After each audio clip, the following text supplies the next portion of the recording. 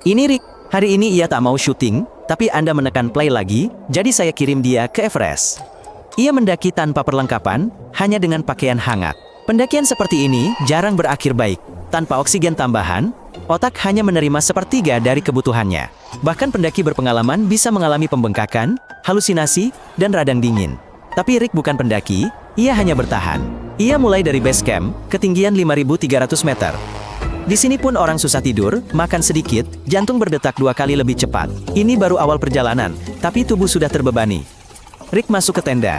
Kantong tidur, mie instan, air panas dari termos. Di luar -20.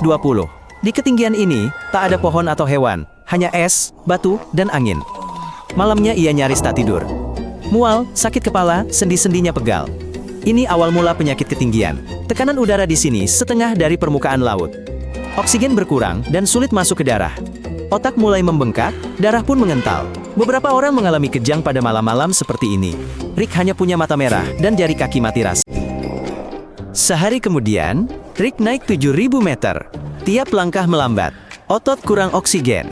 Gerakan kecil pun butuh 2 kali tenaga di udara tipis ini. Rick jarang makan. Tubuhnya matikan nafsu makan agar energi tak terbuang. Kekuatan terkuras. Di ketinggian ini, orang kehilangan 1 kilo per hari, otot dan cairan, meski hanya berbaring. Rick tak istirahat, terus berjalan tertatih di salju, kadang terperosok lutut. Napas pendek, berat, dia hanya terengah-engah menghirup udara. Angin menusuk kulit, tembus masker, mata sulit fokus. Angin terburuk di Everest, dinginnya mematikan. Tubuh kehilangan panas terus, meski berpakaian. Keringat menguap cepat, bawa panas pergi. Jari kaki Rick mulai membeku. Tak merasakan bantalan, tak bisa gerakan kelingking. Jaringan membeku, tanpa dia sadari. Rick berjalan di tepi tebing salju. Satu langkah salah, jurang 1.000 meter menanti. Pada ketinggian 8.000 meter, zona kematian dimulai. Ini bukan metafora, di sini oksigen sangat minim. Tubuh mulai rusak bahkan saat diam. Sel-sel otak, paru-paru, dan jantung perlahan mati. Jika terlalu lama, Anda akan meninggal. Atlet terlatih jarang bertahan lebih dari 16 jam di sini. Rick sudah di zona ini selama 3 jam. Ia tidak tahu pembuluh darah di kepalanya melebar. Cairan merembes ke jaringan otaknya. Ini awal dari edema. Tapi Rick hanya berjalan, sangat lambat. Pada ketinggian ini, tubuh seolah mati. Rick tidak benar-benar tahu di mana dia. Ia melihat batu, tali, jejak kaki di salju. Tapi kepalanya kosong, napasnya tersengal, matanya berkunang-kunang. Ia mulai mendengar dengungan, seperti ada mesin di dekatnya. Itu bukan suara, melainkan darah berdengung di telinganya. Ia berhenti sejenak untuk bernapas, namun jantungnya berdebar kencang. Rick mencoba bicara keras, namun tidak bisa merangkai kalimat. Bicara terganggu paling awal saat otak kekurangan oksigen. Rick akhirnya mencapai puncak.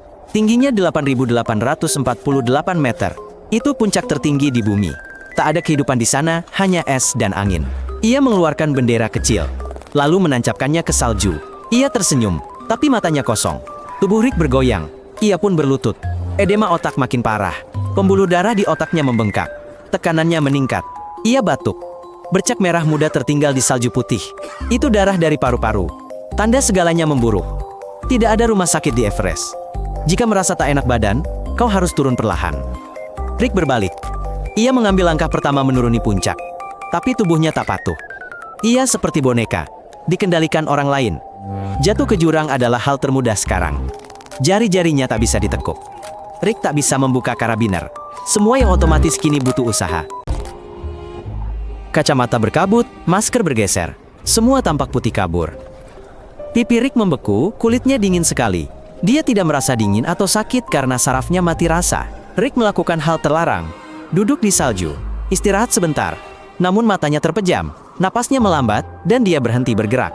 Begitulah, dia akan tinggal di sana selamanya. Tanpa bergerak, tubuh cepat mendingin. Jika tidak ada orang di dekatnya, dia pasti sudah mati dengan sangat cepat. Tapi dia beruntung, pendaki lain menemukannya. Rick membuka mata, tapi tak bisa berkata apa-apa. Dia diberi masker oksigen lalu ditarik turun. Baru di tenda, dia menyadari betapa dekatnya dia dengan kematian.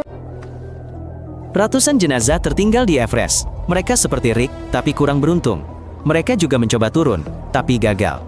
Jenazah mereka tidak dievakuasi karena sangat sulit. Mendaki hanya untuk mengambil jenazah berisiko nyawa lain. Bahkan beberapa kilogram ekstra di ketinggian itu bisa mematikan. maka korban tewas tetap di tempat mereka jatuh. Beberapa jenazah terlihat selama puluhan tahun. Bahkan mereka menjadi penanda arah. Orang bilang, belok setelah jaket merah ke arah yang kuning. Rick beruntung.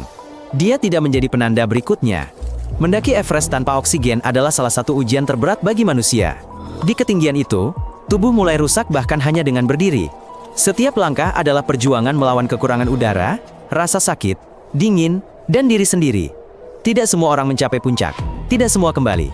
Rick melewati zona kematian dan selamat. Itu berarti dia layak mendapat like-mu.